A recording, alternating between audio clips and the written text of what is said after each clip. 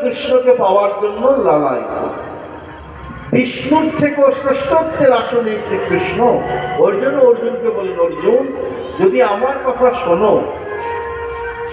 আর যদি আমার কথা রাখো তাহলে একটা কথা বলি শোনো, সর্বধর্মান পরিত্যজ্য মামেকং শরণং ব্রজ।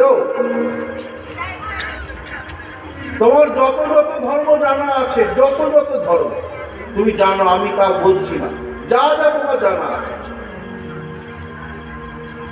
সর্বধর্মান পরিত্যজ্য, সব ছাড়ো, মাম একং শরণং ব্রজ, একমাত্র আমাকেই স্মরণ করো।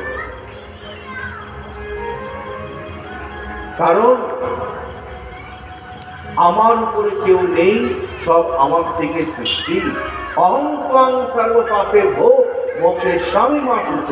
এতে যদি কোনো পাপ হয়ে থাকে আমি তোমাকে এই পাপের হাত থেকে উদ্ধার করব।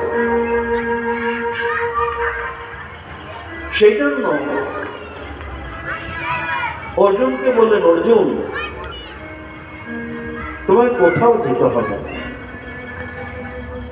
কারোর কাছে হাত পাততে হবে না,